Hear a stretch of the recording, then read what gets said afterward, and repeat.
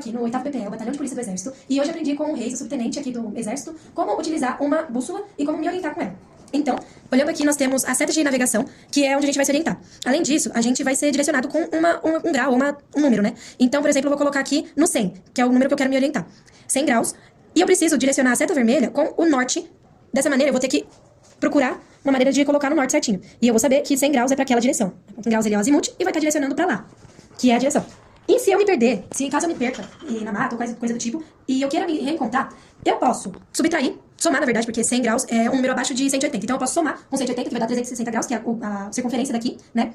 Ou eu posso, por exemplo, se for um número maior que 180, então 260, eu tenho que subtrair 180. Mas outra maneira também de me direcionar, e não precisar fazer o cálculo, que o Reis explicou, por exemplo, aqui está 260, né? Eu vou direcionar para o norte, aqui, e o azimuth vai ser então 260 certinho. Vamos aí, aqui. E para eu poder me achar pra alguma coisa do tipo, né, caso eu me perca, eu simplesmente vou colocar a setinha preta no norte. Essa é a maneira mais fácil que ele explicou. Então eu vou colocar aqui a setinha preta no norte e vou saber que essa era a direção que eu estava. O contra-azimuth é pra cá, enquanto o azimuth era pra lá. E eu consegui descobrir a partir do norte com a setinha vermelha.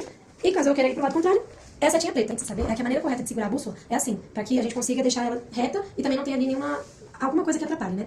Além disso, qualquer coisa que seja de metal pode influenciar na magnetização da bússola. Dessa maneira, é recomendado que a gente fique distante de redes elétricas ou qualquer coisa que seja de metal ou alta tensão.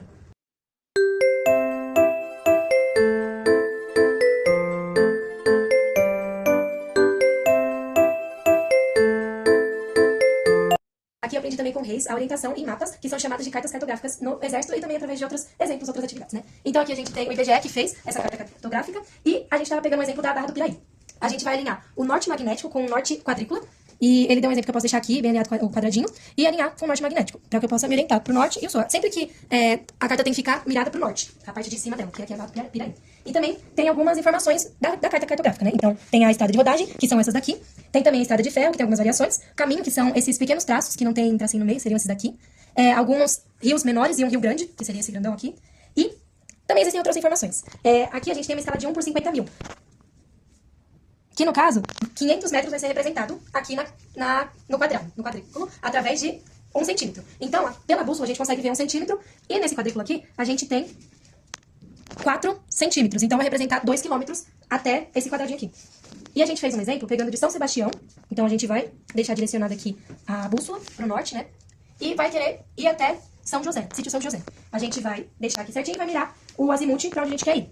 Então, por exemplo, a gente tá a 90 graus do sítio São José. Não é certinho, porque a gente teria que fazer algumas medições. Então a gente pode direcionar mais assim, deixar certinho aqui, né? Deixar o norte aqui certinho.